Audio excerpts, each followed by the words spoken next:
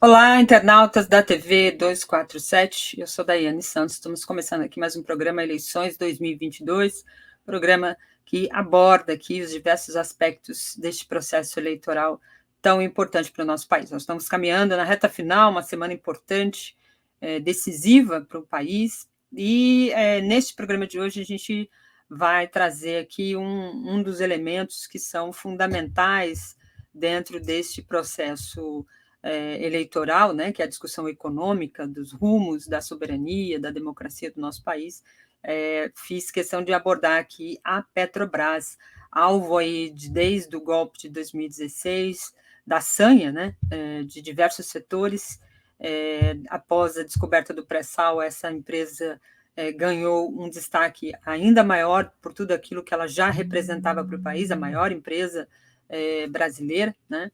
E é estatal, e ela foi ganhando contornos aí diferentes ao longo desses últimos anos, justamente por conta dessa sanha que vem ao longo do período ganhando espaço, força, né? A gente assiste aí a vários números mostrando aí o desmonte dessa estrutura dessa empresa estatal, que ainda assim, com tudo isso, é muito forte. É isso que eu vou tentar detalhar hoje aqui com o nosso convidado, que já esteve aqui no programa Eleições, é uma das fontes que eu considero mais importantes aqui do 247, além de colunista também aqui do 247, mas que sempre traz uma análise muito apurada, com muito detalhe e que principalmente ajuda a gente a fazer uma leitura dessas complexidades todas que aparentemente parecem um tema econômico, que é difícil entendimento para compreensão popular, e ele certamente é um dos que conseguem trazer esses assuntos de forma muito didática, objetiva,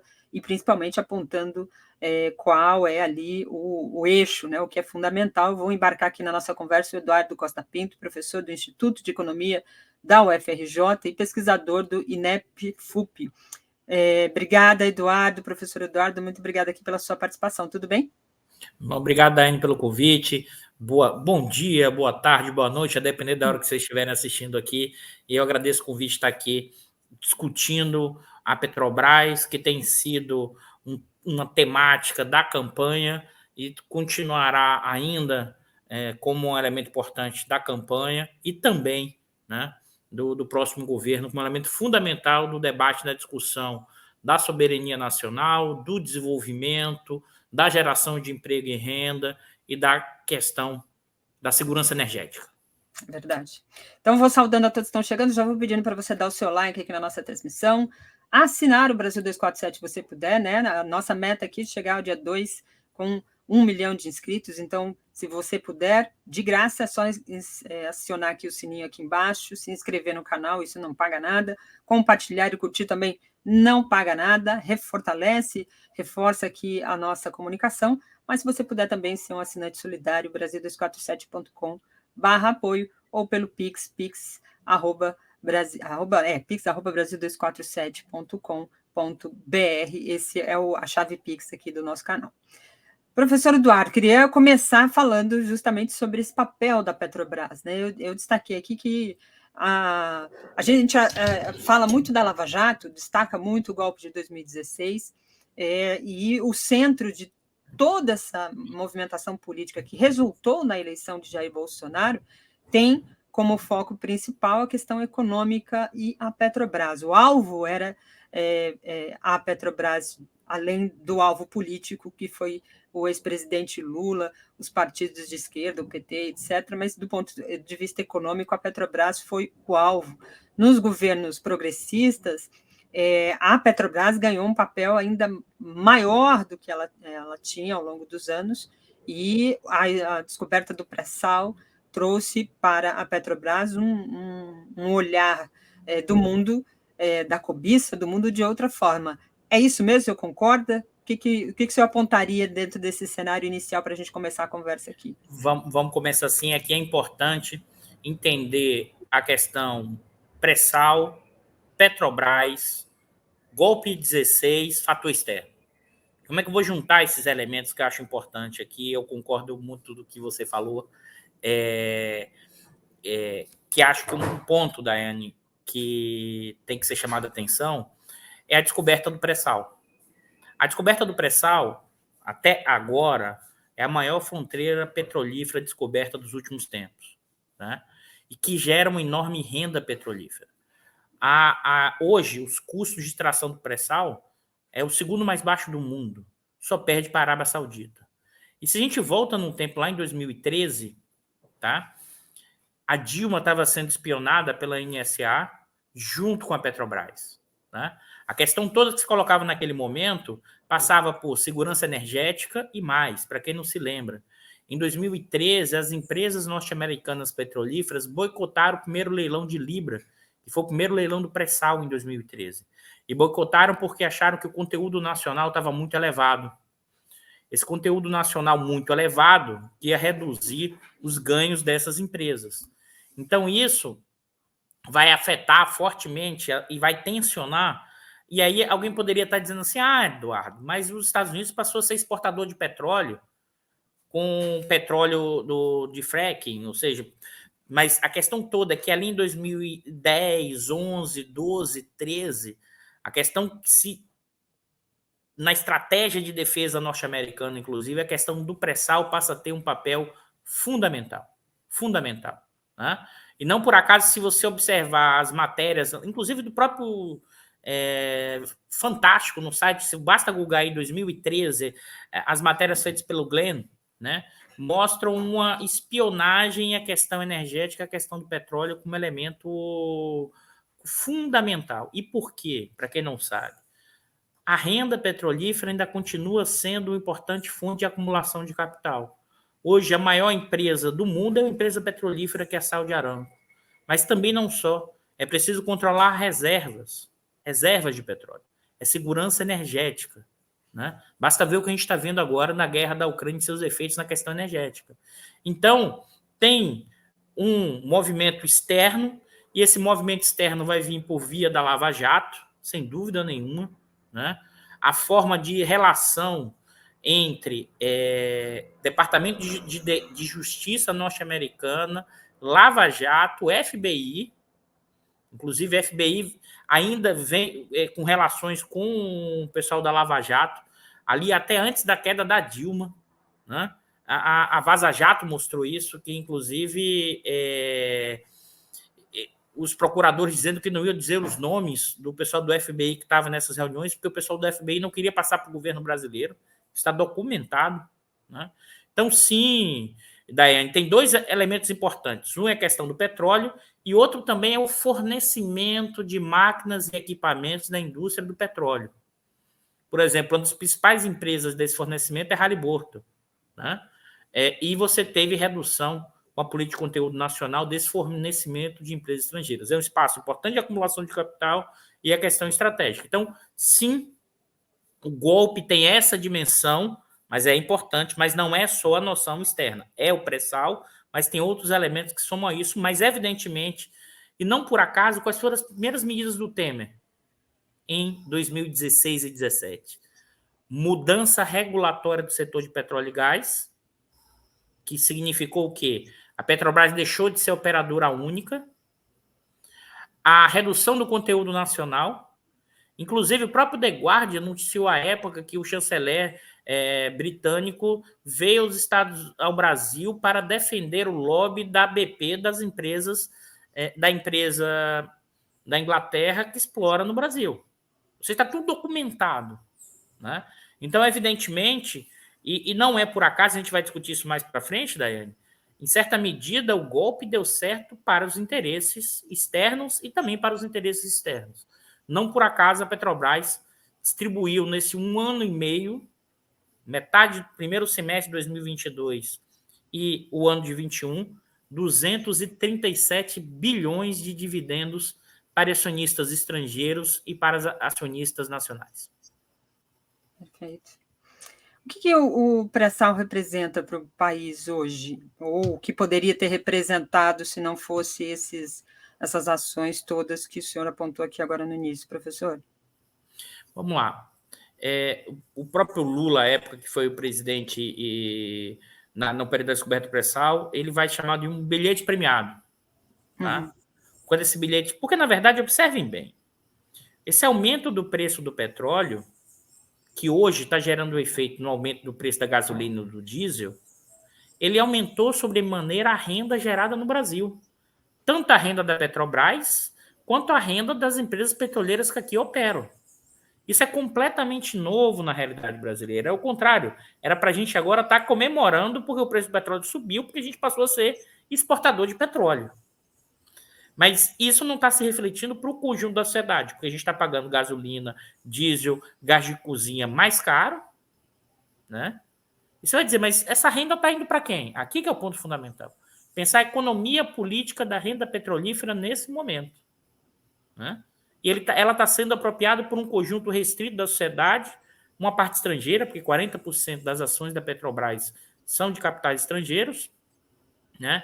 Apenas 37% é do governo brasileiro e o restante de capitais nacionais. E aí dentro tem grandes empresários, aí dentro tem a classe média alta, aí tem gente que está torcendo para que o preço dos combustíveis continue subindo e para que a Petrobras continue distribuindo dividendos, porque eles estão ganhando, mesmo que isso seja a custo da sociedade como um todo. Além disso, tem movimentos de tentativa de, por exemplo, de a PPSA, que é uma empresa puramente estatal, para que ela vai gerir a renda petrolífera voltada para o governo, né? Que é o óleo destinado ao governo nos processos de leilão. E a privatização com o objetivo, olha, não, vamos trazer para valor presente, vamos pagar a dívida. E essa história de investir em saúde e educação, isso foi exagero. Ou seja, o quanto a renda petrolífera, que é enorme hoje, que poderia estar sendo usado para transformar a Petrobras numa empresa de energia renovável, e também criar condições para o desenvolvimento industrial, para a geração de emprego, educação e renda, isso está sendo apropriado por um conjunto pequeno da sociedade internacional e brasileira. E observem que acho que isso aqui é fundamental. O petróleo, o pré-sal, que seria um bilhete premiado para a sociedade brasileira, virou um bilhete premiado, né, para um conjunto pequeno da sociedade brasileira e de capitais internacionais. E de grandes empresas que operam aqui no Brasil também. Para você ter ideia, o Brasil já exporta o petróleo exportado hoje. As empresas estrangeiras já exportam mais do que a Petrobras. Mais de 51% do petróleo brasileiro exportado são de empresas estrangeiras. E estão lucrando muito, inclusive, até mais do que a Petrobras no Brasil. Que loucura, né? Agora, a Petrobras, ela foi, ao longo dos anos, se tornando uma empresa importantíssima para a América Latina e para o mundo, né? Em prospecção de águas profundas, por exemplo, né? Em exploração de petróleo em águas profundas, é a primeira no mundo. E pouca gente sabia disso aqui no Brasil, né? Você falava disso, a pessoa ficava tentando entender o que era exploração de petróleo em águas profundas, e o pré-sal é o ápice desse momento. Mas a Petrobras, toda vez que se tratou de destaque, de avanço nessa situação econômica, né, de independência e soberania na história do Brasil, ela sempre foi alvo dessas. Lembro de um termo que usava muito no movimento estudantil, quando a gente ia fazer ali uma apuração, tentar resgatar materiais da época, né, do petróleo, da luta do petróleo nosso, né, chamava de aves de rapina, né? O Barbosa Lima Sobrinho também usava muito esse termo. A Petrobras sempre foi alvo e sempre foi um fator importante nas questões políticas, no governo Vargas e não diferentemente agora no governo Lula e no governo progressista, professor?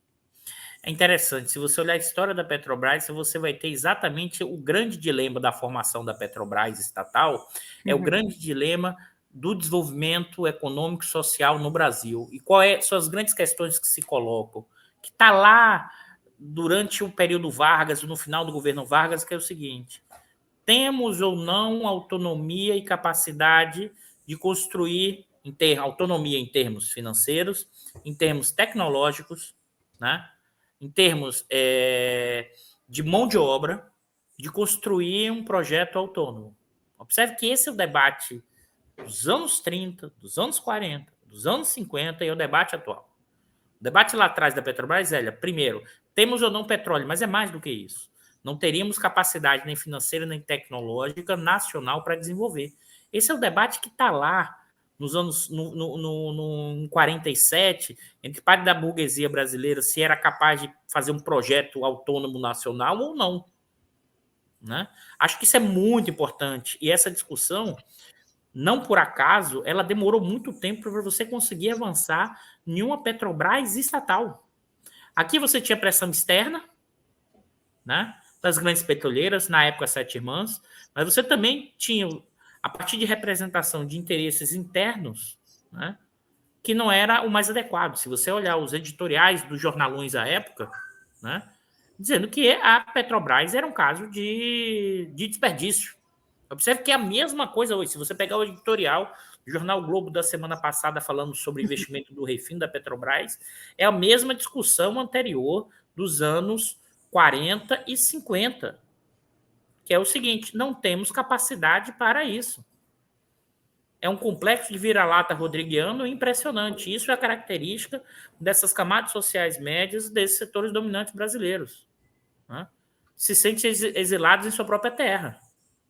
Esse é o debate lá como hoje. Mas eu queria chamar a atenção, e você trouxe um ponto, Dain, que eu queria destacar, o quanto a Petrobras estatal foi fundamental para o projeto de desenvolvimento brasileiro. E a Petrobras, que começa no refino, e que começa na construção das refinarias, e que começa numa questão de segurança energética. Segurança energética significa acesso aos derivados de petróleo e levar para todo o território nacional esses derivados, né? Vai fazer a aposta do petróleo no mar. É o caminho para o mar. O caminho para o mar nos anos 50, que vai desembocar na descoberta da bacia de Campos, é um movimento no início do processo de avanço em exploração na plataforma marítima e mais em águas profundas. E a partir dos anos 80, você vai ter os chamados o PROCAP 100, PROCAP 1000, PROCAP 500, que eram o quê? Junto com universidades, o projeto de desenvolvimento tecnológico para exploração em águas profundas. Nem no governo Fernando Henrique esses investimentos foram reduzidos, como hoje se reduz o investimento em desenvolvimento tecnológico em relação com universidades, como a gente está vendo hoje na Petrobras. Nem no governo Fernando Henrique. Né? A Petrobras teve um papel fundamental, por exemplo, no desenvolvimento de compras por encomenda da indústria de máquinas e equipamentos no Brasil no final dos anos 70. Ou seja, o desenvolvimento brasileiro recente tem a ver com a trajetória da Petrobras. Um estatal que tem um peso fundamental e ainda tem esse peso, a escala é um tamanho muito grande. Quando você fala os grandes números da Petrobras, as pessoas ficam meio que atordoadas. Só para vocês terem ideia, né, em termos de receita de vendas, né, a receita de vendas da Petrobras em 2021, mais no primeiro trimestre desse ano, são 765 bilhões de receitas de vendas em um ano e meio. Né? A gente está falando de um lucro líquido da Petrobras nesse um ano e meio, né, em torno de 206 bilhões de reais. Né? É uma empresa que tem uma escala muito grande. A gente pode até falar, inclusive, da própria corrupção. Para quem não lembra, é evidente que a gente está dizendo que aqui não teve corrupção, e teve, né? Mas a forma como a Lava Jato combateu a corrupção destruiu parte do setor, sobretudo fornecedores. A estimativa, e não é pouco, evidentemente, mas a estimativa foi de 6 bilhões. 6 bilhões, né? A gente está falando de 700 bilhões de receitas de venda em um ano e meio. Uhum. Você teve 6 bilhões em um trimestre. É evidente que corrupção tem que ser coibida, mas você não pode destruir o setor como um todo de fornecimento de máquinas e equipamentos. Você não pode afetar a credibilidade da empresa como foi afetada. Né? É evidente, isso gerou uma redução dos investimentos da Petrobras, isso gerou um problema de credibilidade da própria empresa, isso aumentou os custos de financiamento da Petrobras, e longe da Petrobras ter qualquer problema de estar quebrada. Essa é uma outra falácia. A dívida da Petrobras, para vocês terem ideia, entre 2006 e 2015, chegou em 2015 em torno de 106 bilhões de dólares. Agora é dólares, tá, pessoal? 106 bilhões. Você sabe quanto foi o investimento na exploração e produção do petróleo? em torno de 140 bilhões de dólares. Nossa. E o setor de petróleo, ele demora um tempo. O que é isso? Para gerar caixa. Na hora que você começa a fazer a prospecção, né, construir os poços, as unidades de produção, você demora entre 5 e 6 anos. Plataformas, unidades de produção que estão produzindo petróleo agora e gerando receita agora, em 2022, a decisão está lá em 2016, às vezes. Né? Então, como o Brasil descobriu o pré-sal, necessariamente a Petrobras ia se endividar, mas para quê? Para ter investimentos em unidade de produção que iriam gerar receitas no futuro, o que está acontecendo agora. A Petrobras hoje é uma enorme geradora de caixa. Gigantesca geração de caixa.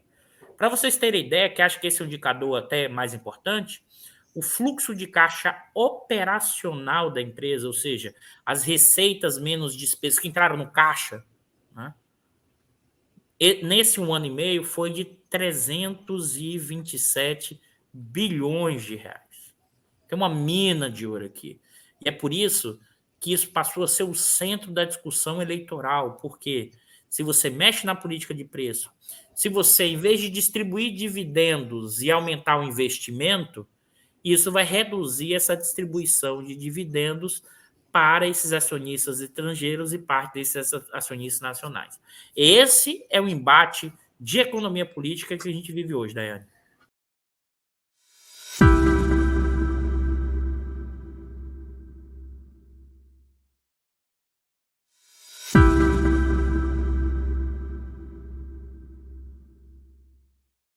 Importante, professor. O senhor falou no começo da sua fala aqui sobre a importância da Petrobras no desenvolvimento, para o desenvolvimento do Brasil. É possível pensar um Brasil sem Petrobras? Porque, pergunto, Bolsonaro tem colocado na pauta, apesar disso não ter entrado no seu programa de campanha, e nem ele mesmo repetir isso e tal, mas até pouco tempo do início da campanha eleitoral, ele travou uma batalha ali junto à direção da Petrobras, justamente para baixar os preços dos combustíveis como forma aí de tentar criar um ambiente econômico melhor do que estava anteriormente, até porque ele culpava o preço da gasolina como sendo uma atribuição e uma política da Petrobras e não dele. A minha pergunta vai nessa direção. É possível pensar numa Petrobras privatizada, como ele mesmo desenhou? Vamos lá, até antes de responder isso, eu vou falar na questão do Bolsonaro. O Bolsonaro, na verdade, desde 2019, quando assumiu no dia 1º de janeiro de 2019, ele tem reclamado do preço da gasolina e do diesel. Em maio, ele diz assim, nós vamos baixar o preço da gasolina, maio de 19. O Guedes diz, nós vamos ter um choque negativo, né, de queda do preço dos derivados. Isso em 19 ainda. Na verdade, o Bolsonaro, o Guedes, eles sempre tiveram, na questão da Petrobras, oscilando entre a Bolsa e a eleição. Como assim entre a Bolsa? Operando com uma gestão privatista, né, em que maximiza o lucro para o acionista, com o máximo de preço de vendas, né, e com a máxima distribuição de dividendos. O Bolsonaro, e aí, ele falou muito que ia intervir, mas ele nunca interviu de verdade, Daiane. Na verdade, ele fez bravata o tempo inteiro, porque ele poderia. Ele, quando ele escolheu o Conselho de Administração da Petrobras, que boa parte do conselho era formado por pessoal do mercado. Você botou as raposas para tomarem conta do galinheiro. Não por acaso, essa política de distribuição de dividendos foi feita por esses conselhos. E não por acaso esse pessoal defende a política de preço até o último momento. Aí você vai perguntar, mas como assim, Eduardo? Como defende a política de preço? Pessoal, antes de 2016, e a mais, antes do governo Dilma e antes do governo Lula, a política de preço não era a política de paridade internacional. Levava-se em conta duas variáveis. No longo prazo, o preço externo, mas também as condições de acesso de preço no mercado interno. Isso era no governo Fernando Henrique e em todos os governos anteriores. Não por acaso. Essa também é uma das medidas logo depois do golpe, Daiane. Novembro, outubro de 16, com Pedro Parente. Observe que tem uma profunda mudança do setor e uma profunda mudança da estratégia da Petrobras. E por quê, pessoal? É muita grana. A gente está falando de bilhões. E os próximos 4, 5 anos, se nada for feito para aumentar o investimento, né, para mudar a estratégia da Petrobras, serão distribuídos em torno de 400 bilhões de reais. É esse que é o jogo. Aqui não tem ninguém bobo quando está defendendo que é para manter a política de preço. Um discurso de tecnicalidade, um discurso de suposta racionalidade econômica ou de não populismo. Na verdade, o pessoal está enchendo o bolso. E parte desses economistas liberais são despachantes desse pessoal, recebe comissão para isso. Né? Ao ponto, e aí aqui é um ponto que eu queria chamar a atenção para o desenvolvimento brasileiro, que é o seguinte: privatizar a Petrobras significa reduzir as capacidades estatais do governo em um projeto de desenvolvimento. O que é que está acontecendo agora, Daine? Por exemplo, como eu comentei lá, saiu no editorial do jornal Globo dizendo que o refino da Petrobras foi 20 vezes maior do que o mercado internacional. Eles usaram um estudo que foi publicado no blog do IBRE, do Samuel Pessoa, junto com o Adriano Pires, o presidente da Petrobras, que foi sem ser, né? E, na verdade, eu fiz uma avaliação, eles você tem ideia, sabe o que eles fizeram, Daiane? Eles somaram investimento em navio com investimento em refino para medir a expansão do refino. Mas é mais. Eles somaram investimento em melhora da qualidade da gasolina no diesel, que era obrigatório, medida regulatória, que custou 30 bilhões, como se fosse investimento de expansão. E eles utilizaram isso para fazer o debate público, para dizer que é melhor exportar petróleo cru do que investir em refino. Agora você vai dizer, por que isso? O que está por trás disso? Aqui é o ponto, né? Aqui tem uma tecnicalidade na estratégia da Petrobras, inclusive a atual da alta gerência, que é o seguinte: olha, o que dá dinheiro é exploração e produção de petróleo. O refino dá pouco dinheiro. Projeto, a rentabilidade é muito baixa. O que é que eu faço? Não invisto no refino, não invisto em outras áreas. Só que acontece o seguinte: investir em exploração e produção de petróleo não depende só da Petrobras, ela tem que entrar num leilão da ANP, que é programado. E como a Petrobras está gerando muito dinheiro, muito caixa, vai sobrar muito dinheiro. E se sobra muito dinheiro, faz o quê? Distribui dividendos para os acionistas. Então, vem com essa conversa. E esse estudo, eu inclusive publiquei um artigo aqui no Brasil 247 e também um artigo na Folha de São Paulo, mostrando que o estudo é um absurdo. O pessoal somou jaca com banana. E o pior de tudo, que não se admitiu-se o erro, é como se estivesse tudo ok. Pode somar navio, pode somar duto, com investimento em refino para medir a expansão da capacidade do refino. Ou seja, não tem nada a ver com tecnicalidade. A ideia é o quê? Não pode a Petrobras investir nada. Mas por quê? Sobrar dinheiro para distribuir dividendos, para encher o bolso de quem já é rico. E o pessoal recebe para isso. São despachantes dessa burguesia brasileira. Privatizar a Petrobras significa reduzir a capacidade de investimento da Petrobras. Por exemplo, Daiane, eu gosto de dar aqui uma situação básica. Vamos pensar o seguinte. Se pegássemos os 88 bilhões de reais que foram distribuídos em dividendos só no segundo trimestre, 87,8. Eu estou arredondando para 88 antes que alguém diga que eu estou errando o número, tá? 87,8, eu estou arredondando para 88. E se eu pego apenas metade desse valor, né? Vou pegar aqui 44 bilhões. E vamos botar esse dinheiro no investimento na refinaria. Para você ter ideia, e a gente lá fez a estimativa, eu e a professora Esther Dweck, com isso um produto, a cada 1 bilhão investido em refino, gera aproximadamente de emprego direto, indireto e de efeito renda, aproximadamente 30 mil empregos.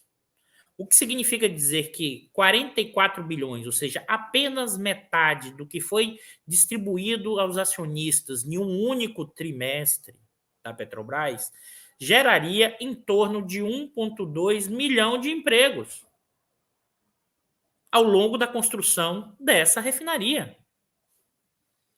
Isso é geração de emprego e renda. Numa sociedade que a gente tem desemprego alto, pessoas passando fome e mais, essa refinaria irá gerar mais lucro para a Petrobras. Não vai gerar o lucro máximo apenas na exploração e produção. Você não vai poder distribuir essa quantidade de dividendos como a Petrobras foi a empresa que mais distribuiu dividendos no mundo. Uma empresa estatal. Se você pegar qualquer empresa estatal, não tem nenhuma forma de comparação. O que a gente está vendo é um assalto estrutural, é um butim, uma gestão privatizada, em que parte da alta gerência ganha muito, Dani, porque ganha 5 vezes, 6 vezes o salário e os bônus por esses lucros, por esses valores das ações. Então tem uma plutocracia na burocracia da Petrobras lá em cima, ganhando muito, né? Você tem acionistas estrangeiros ganhando muito, no sacrifício do consumidor pagando mais, e no sacrifício da possibilidade de geração de emprego, renda, desenvolvimento tecnológico e investimento em energia renovável. A gente vai tendo a dimensão, com a fala aqui do professor, do tamanho do assalto que está, como ele destacou aqui, sendo cometido. Eu vou pegar uma postagem aqui do Márcio Pockmann, no Twitter, falando justamente sobre essa gestão e dividendos, uma postagem baseada ali na CNN, né? Gestão privada, postagem do Márcio, gestão privada da Petrobras faz a diferença. Entre 2016 a 2022, o pagamento de dividendos foi multiplicado por 268 vezes. Quando a gente olha o gráfico, aí a gente tem noção ainda mais exata do tamanho disso, né? Desse pagamento de dividendos. E olha, Daiane, que ainda tem uma coisa nesse gráfico, tá? Esse gráfico de 22 não é do ano, não. E só foi pago por enquanto, porque isso aí é o valor pago, tá? E não o valor, por exemplo, no segundo trimestre de 2022, foram distribuídos ao longo do tempo 87,8. Nesse gráfico só tem metade desse valor, tá, Daiane? Porque só foi paga a primeira parcela no terceiro trimestre. Ainda falta pagar a outra parcela e eles ainda vão distribuir mais dividendos nos próximos períodos. Esse gráficozinho aí embaixo, essa coluna ainda vai subir, ainda vai ficar muito maior. Pode ter certeza disso. Até o final do ano, eles vão distribuir o máximo que eles puderem. Né? O máximo que eles puderem. Eles vão deixar, né, o mínimo de caixa possível para a próxima gestão e agradar o mercado. Por isso que eu digo, o butim se acelerou nesse momento histórico.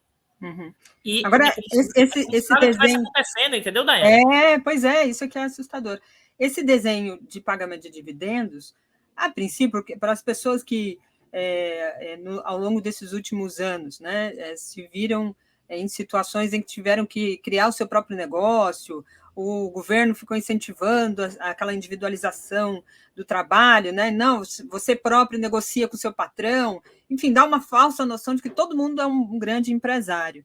E aí, olhando essas situações todas, fala, não, o cara deve ter investido um dinheiro, está ali recebendo o lucro daquilo que ele investiu, está tudo certo, para a cabeça capitalista do negócio.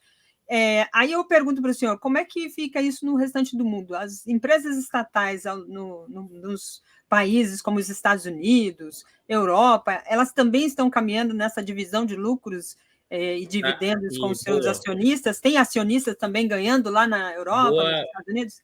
Boa pergunta, Daiane. Eu vou fazer dois pontos aqui para destacar. Primeiro, o volume de distribuição de dividendos, como está feito, é ruim para o negócio da empresa Petrobras no futuro. Aí você vai dizer, como assim, Eduardo?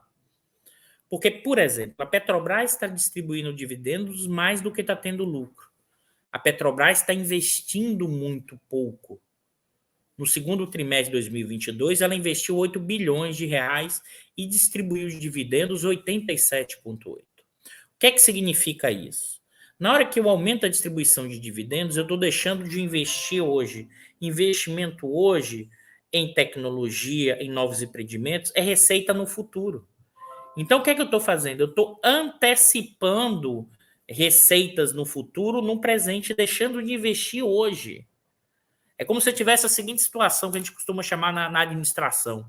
Eu tenho um tipo de produto que é uma vaca leiteira. O que é isso? Hoje ela rende muito, que é o pré-sal. Só que quem disse que daqui a 20, 30 anos o pré-sal vai render nessa mesma proporção?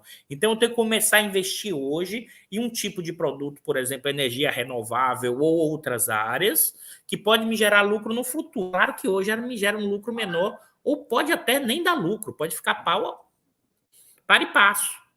Mas isso é da lógica de qualquer negócio de uma grande empresa capitalista. As grandes petroleiras estão fazendo isso, estão investindo em energia renovável. A gente está, é o contrário, a gente está vendendo ativos de energia renovável. A gente está reduzindo o investimento. Aí, nesse sentido que o Guedes falou, a Petrobras não dura 20 anos, eles estão operando para isso mesmo. Desse jeito, né? É como se o acionista hoje estivesse tirando todo esse recurso e não está preocupado com o que será a empresa no futuro. Então, não tem nada parecido, e não só estatal, não, Dani. Não tem nada parecido com empresa privada distribuir um volume desse de dividendos, inclusive muito próximo da geração de caixa, acima dos lucros, do lucro líquido contábil da empresa. Eu não estou chamando isso butim por acaso, não. Isso não é figura de retórica, não. Você está matando a empresa no médio e no longo prazo. Se você continua com esse tipo de política. Por quê? Porque a empresa não vai gerar receita daqui a 15, 20 anos a mesma proporção. E por que você faz isso? Porque você está pegando e distribuindo os dividendos de forma acelerada e não está investindo, que gera lucro e receita no futuro. Agora, aqui o outro ponto que você trouxe, que eu acho importante. Quem são esses? Isso aqui não chega, se você pegar mesmo acionista pequeno, Daiane, isso não chega em torno de 1 milhão de pessoas que têm ações da Petrobras. Né? Nós estamos falando de menos de 5% da população brasileira. E como é que esse pessoal faz? Ele comprou ação e recebe uma proporção desses dividendos, o valor da ação. Né? E ele recebe essa proporção dessa ação com o objetivo da empresa. Vamos continuar mantendo o preço das ações mais altas. Aí eu distribuo dividendos. Mas ela força a não ter projeto de investimento. E esse pessoal pega esses dividendos, essa valorização e faz o quê? Investe em outra coisa? Não, compra novos papéis, ou novas ações, ou tiro da dívida pública. Então você não vai investir, você vai comprar novos ativos de dívida pública que não vai gerar nenhuma dinâmica de crescimento econômico. Um parasitismo financeiro e que beneficia menos de 0,5% da população às custas do preço mais alto do GLP, do gás de cozinha e do futuro da empresa e do futuro do investimento do emprego e renda.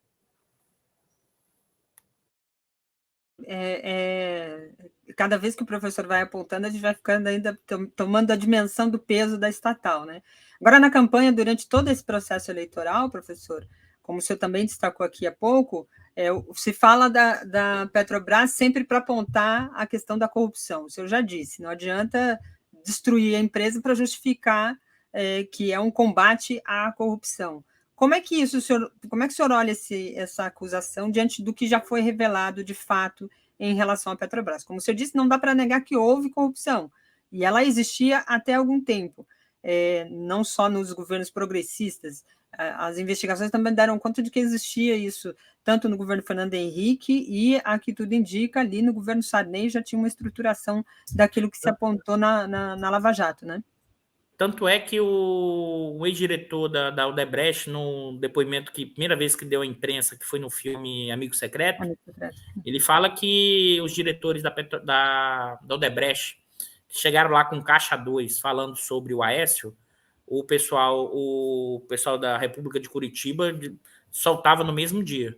É evidente que tinha uma coisa direcionada.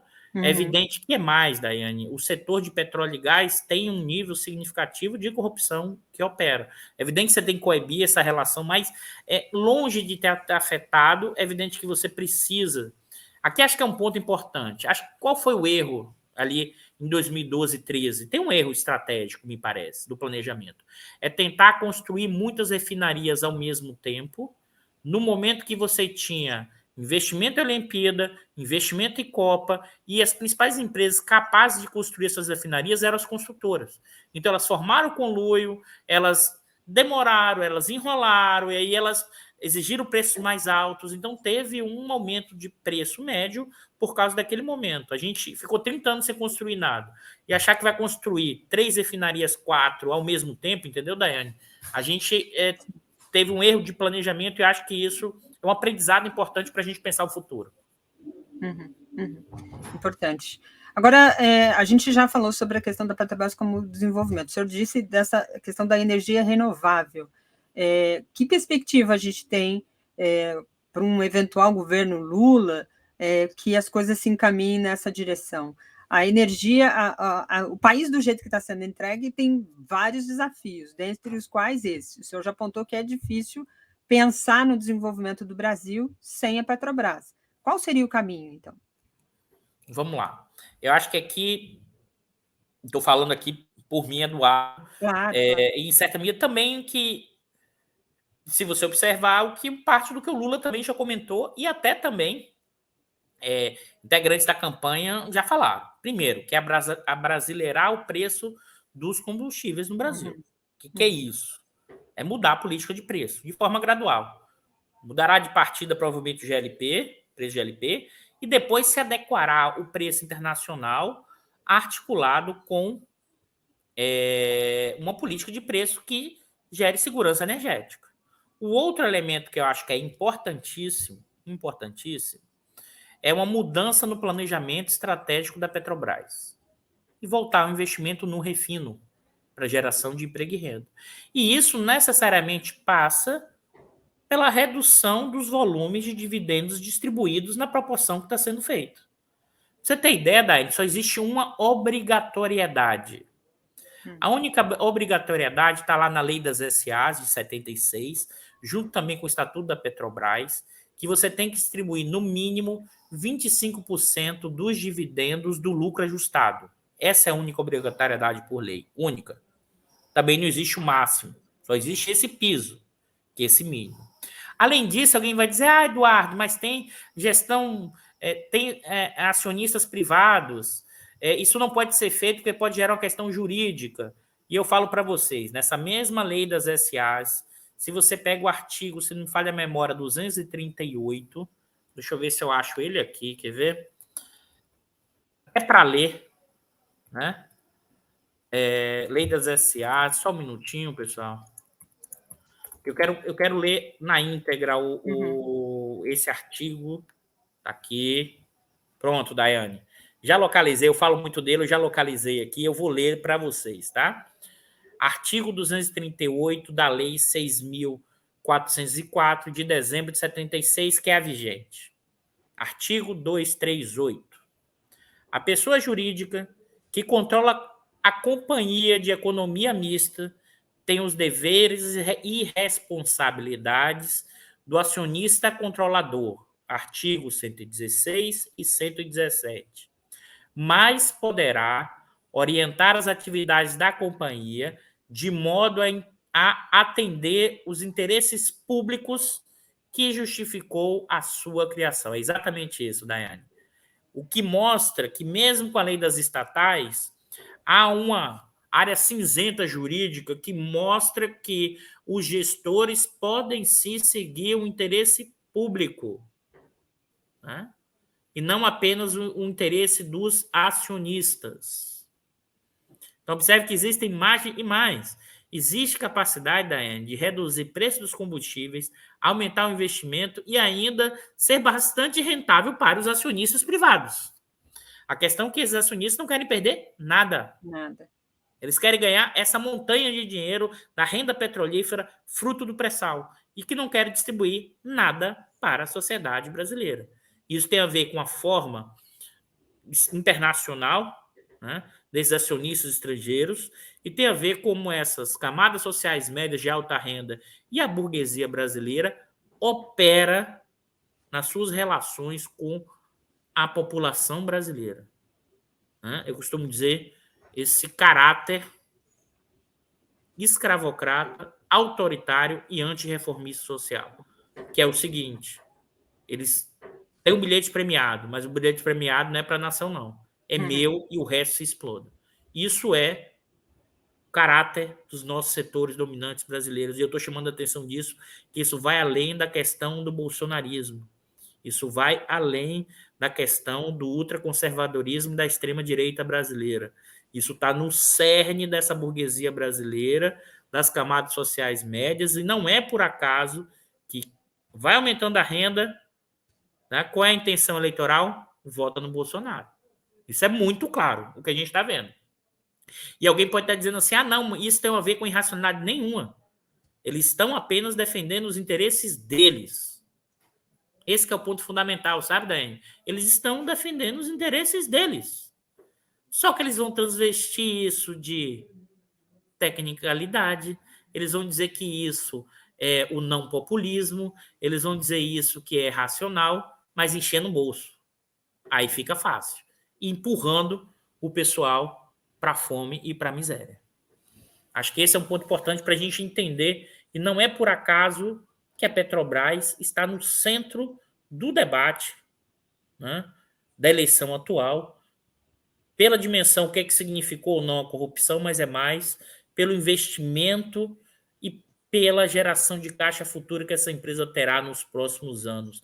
É uma disputa para ver quem se apropria por isso. Se um conjunto restrito da sociedade ou se vamos reverter isso em desenvolvimento econômico, geração de emprego e segurança energética, que significa abastecimento e também preços compatíveis para o conjunto da sociedade brasileira.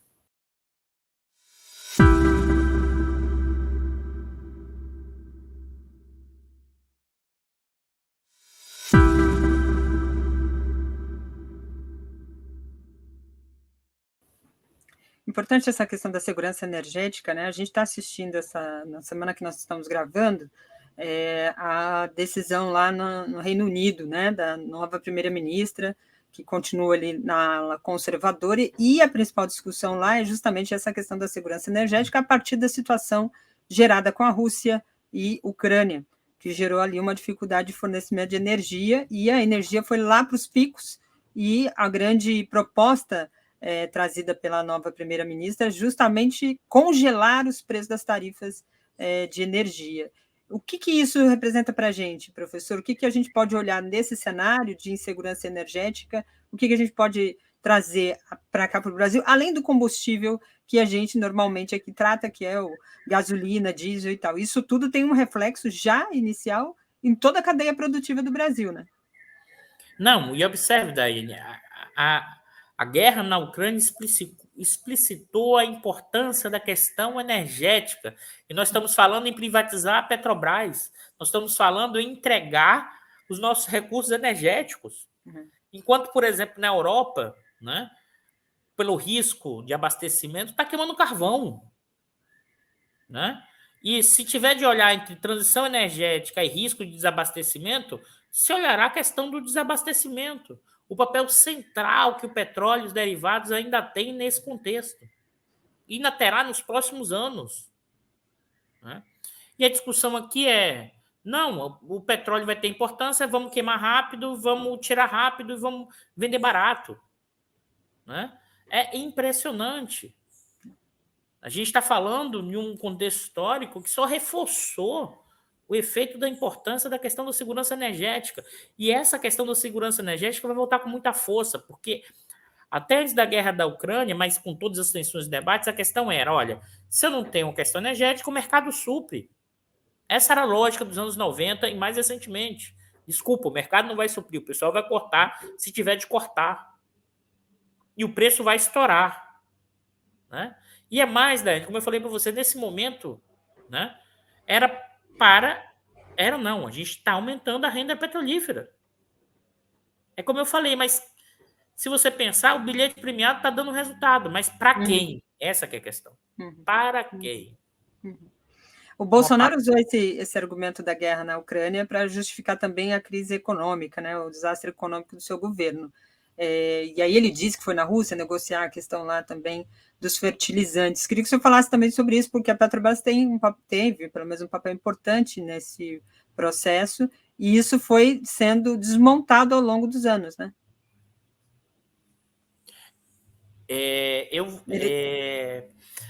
A questão toda fertilizantes, né? Dos fertilizantes, essa questão, tem a ver com um pouco da estratégia que eu estava falando para você, da redução dos investimentos. Então, como a Petrobras, os fertilizantes não eram tão rentáveis. Então, eu saio de qualquer atividade que seja menos rentável e fico só na especialização. Então, a empresa deixa de operar como uma empresa estatal. Ela passa a operar como uma face apenas privada. Ela deixa de ter a fronte estatal, que é do interesse público, que está lá no artigo 238, ela pode operar dessa forma. Tá?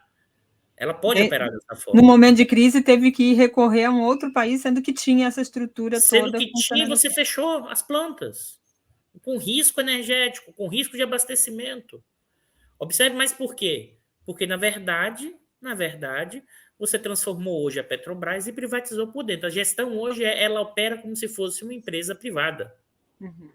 E uma empresa privada opera como? Maximizando o lucro, independente se está gerando efeito para o conjunto ou não da sociedade. Inclusive pagando menos imposto, tá, Dani? Proporcionalmente, a Petrobras tem pago menos imposto em relação à geração de riqueza. Né? A Petrobras diz, não, paguei 201 bilhões em 2021. Mentira, ela não pagou, ela recolheu. Uma parte do imposto, quem paga é o consumidor final na bomba. A Petrobras paga de imposto, basicamente, royalties e imposto de renda. Né? E eu esqueci de comentar, Daiane, aí você tem esse lucro é distribuído na forma de dividendos. Tá? É bom lembrar, o pessoal não paga imposto sobre dividendos. Então, esse pessoal ganha essa bolada, né? Que bolada eu estou falando? 237 bilhões em um ano e meio e nem imposto de renda paga, Daí. E nem imposto de renda paga. Porque é isento sobre lucros e dividendos. É por isso que esse pessoal vai defender, e eu entendo eles. Eles vão defender com unhas e dentes a política de preço e a manutenção desse nível de dividendos. É por isso que eu acho. Diga, Dani. E a privatização, né? E a privatização, porque qual é a privatização? Se eu conseguir comprar uma parte disso ou deixar ela privada. Mas daí eu vou te falar um negócio. Se a Petrobras hoje estivesse privatizada, ela não distribuiria dividendos da forma que ela está fazendo, não. Porque isso é ruim até para o negócio privado. É por isso que a gestão está além da questão privada de uma empresa do setor de petróleo. O que a gente está vendo é uma aceleração do butim. Sem dúvida nenhuma. Transvestido de tecnicalidade. Transvestido de um suposto não populismo. E os economistas liberais são despachantes desse negócio e fabricam números, Daiane. Esse artigo do IBRE é um erro grotesco e o pessoal faz de conta que não errou, não. Que dá para somar jaca com banana. O Bolsonaro mente tanto, né? Dá para mentir um pouquinho ali também. Né? O pessoal está incorporando, essa fabricação de números. A fake news está chegando também até os supostos economistas que sabem mexer com os números, tá? Agora, alguns anos atrás, falar em privatização da Petrobras seria um assinte. Teria um levante de diversos setores organizados da sociedade. Hoje, a gente percebe que isso não acontece. Queria que você falasse um pouco disso e, ao mesmo tempo, falar um pouco dessa importância. A gente está aqui há quase uma hora, estamos quase chegando aos 8 minutos finais aqui, falando dessa empresa estatal, com a estrutura que ela tem, a construção dela ao longo dos anos, que foi forjando tanto o desenvolvimento do país, e ela também foi se retroalimentando, né? Os investimentos foram garantindo que ela se tornasse essa grande empresa, que pudesse dar autonomia e soberania econômica para o Brasil, mas ela também não é vista pelas pessoas, justamente com esse discurso que o senhor destacou da imprensa, como uma empresa fundamental para o desenvolvimento. Como é que um futuro governo deve trabalhar com essa situação que hoje temos, né, do brasileiro não valorizar tanto, aparentemente, né, porque as pesquisas dão conta e a própria campanha do Bolsonaro, ao não tocar mais nesse assunto, demonstra que seria um assunto que geraria uma reação, de certo modo, da população, né? Eu acho que a questão da Petrobras tem uma dimensão simbólica muito marcante. A construção, inclusive, do Brasil, tá? A questão do Getúlio. Se você olhar quem é a favor se você pega as pesquisas dos últimos que eu me lembro, quem é a favor da privatização da Petrobras, a maioria é contra, da população. Agora, não tenho dúvida nenhuma que boa parte dos segmentos médios da alta burguesia é a favor, e os bolsonaristas são a favor da privatização. Uma parte, porque é imbuído de uma lógica cada vez mais cada vez mais próximo de uma coisa norte-americana, de liberdade individual. A gente está ficando mais parecido, sobretudo nas camadas médias e altas, com o que tem pior dos Estados Unidos, que é essa coisa meio liberdade individual, sem ter a mínima ideia do que está falando. Está proliferado esses youtubers que falam besteiras do que é liberalismo, à torta e à direita. Né? À torta e à direita, falam muita besteira, nem ler os liberais, vamos dizer assim. Mas a questão que se coloca, Daiane, é que tem alguns efeitos que são importantes compreender. A Lava Jato deixou um efeito simbólico, ideológico muito marcante, arranhou de forma significativa o prestígio da Petrobras. O próprio Bolsonaro fazendo campanha dizendo que o problema é a Petrobras e o aumento de preço, você coloca na empresa uma responsabilidade que não é da empresa. Tem a ver com gestores atuais escolhidos para levar adiante a empresa. A escala de que a Petrobras estava quebrada por causa da corrupção, isso criou no imaginário coletivo algumas tensões e dificuldades. Então, a questão toda é que você tem que recolocar a Petrobras no centro do investimento, né? Aprender com os equívocos do investimento do refino, ou seja, não dá para construir 3 refinarias, mas construir uma grande refinaria nos próximos 5 anos, aumentar a capacidade, gerar emprego e renda, colocar a Petrobras no centro da política energética brasileira novamente. Né? Acho que isso é fundamental, né? Para reforçar, legitimar da política energética e do desenvolvimento brasileiro. Eu acho que esses são sinais, e me parece, pelo menos é o que eu tenho percebido, é que o Lula tem sinalizado nessa direção. Perfeito. Do ponto de vista da saúde e educação, a gente assistiu também no momento ali da construção das leis que estabeleciam ali a regulação do pré-sal, que parte dos lucros, né, do que foi arrecadado, que seria arrecadado com pré-sal, seria para educação e saúde. Isso também é um reforço que a gente deve demonstrar para a população a importância disso, porque a gente associa muito a Petrobras somente à gasolina, ao desenvolvimento econômico, mas ela também tem essa contribuição, essa função social, vamos dizer assim, a partir dessa lei que regulamentava essa destinação de verbas, né? Não, sim, eu acho que se você observar essas mudanças no Fundo Social e recentemente, a gente volta àquela discussão que eu falei, olha, eu não quero nem ceder um pouquinho do bilhete premiado. Nem para educação, nem para saúde, nem para nada. E nesse momento, Dani, ainda tem outra. Com o teto dos gastos, né, qualquer venda de ativos da Petrobras vai para pagar dívida do governo federal. As pessoas não entenderam ainda que a privatização está avançando na Petrobras. Isso é um dado que eu esqueci de comentar, Daiane. Já foram vendidos em ativos da Petrobras desde 2016, desde o golpe, 154 bilhões de reais. Nossa. 154 bilhões de reais. É mais, Daiane. Parte desses ativos vendidos, né, você pegou o dinheiro e pagou dividendos. Eu nunca vi isso na história. Você vende o ativo e paga dividendos. Né? É um descalabro que a gente está vendo. Né? Isso para mim, é corrupção estrutural, legalizada. Né? A gente não está falando de 6, 10 bilhões, não. Estamos falando de 200 bilhões. 200 bilhões. Que está indo para um conjunto restrito da sociedade com o argumento que a Petrobras não tem quem investir no Brasil. É lavagem de dinheiro, né? Dá uma lavada no dinheiro. É impressionante, é impressionante. Aí você recicla isso, o dinheiro vai para onde? Vai para a mão dos acionistas, esse acionista compra o título da dívida pública. Olha essa jogadinha aqui, Daé. Vamos lá. Acho que isso é importante para a população entender. Petrobras coloca o preço alto, acompanha o PPI. Se o preço internacional sobe, o preço da gasolina e do diesel sobe. O que acontece com a inflação? Sobe. O que o governo faz? Aumenta os juros para controlar a inflação. Né?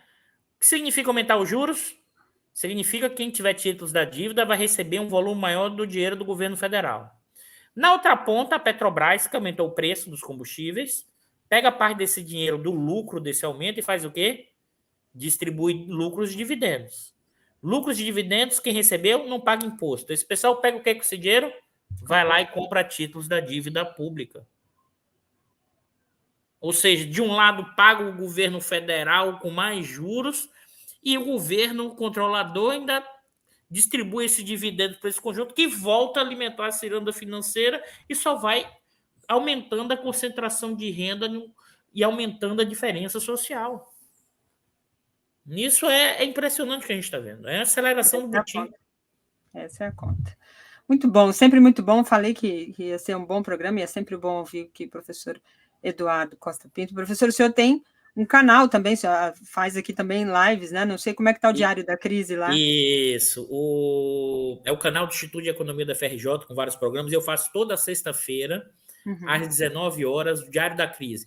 Eu tento, Daiane, eu realmente espero um dia acabar com o programa, porque o programa é Diário da Crise. A crise brasileira nunca acaba, é terrível esse negócio. Mas a gente... Esse é o canal do Instituto, exato, aí é o Diário. A gente já está no número 118. No último programa, a gente fez uma discussão sobre PIB, emprego e eleição. Aí também os outros programas, inclusive com vários... aí o Ronaldo Bicalho faz o curto-circuito, tem o pessoal também que é mais liberal, que também faz programas. Então, assim, a gente tem uma diversidade, como uma universidade pública, e a gente faz o debate econômico, político, social, né, da realidade brasileira, que é o papel da universidade pública. É isso aí. Então, vale conferir lá. Canal. Apareçam lá e curtam o canal. O professor também coloca nas redes sociais dele, quem segue o professor Eduardo nas redes, vai automaticamente também assistir, vale conferir. É sempre uma boa aula de economia para a gente entender tudo isso. O professor Eduardo Costa Pinto esteve aqui com a gente, professor do Instituto de Economia da UFRJ, Universidade Federal do Rio de Janeiro, pesquisador do INEP, da FUP, Federação Única dos Petroleiros. Muito obrigada, professor, pela sua participação e colaboração aqui conosco. Obrigado, Daiane. Abraço todas, todos e todes. É isso aí. Boa eleição para todo mundo. Obrigada. A gente volta no sábado que vem, a depender aqui do caminhar desse processo. Beijo a todos. Continue com a gente aí na nossa...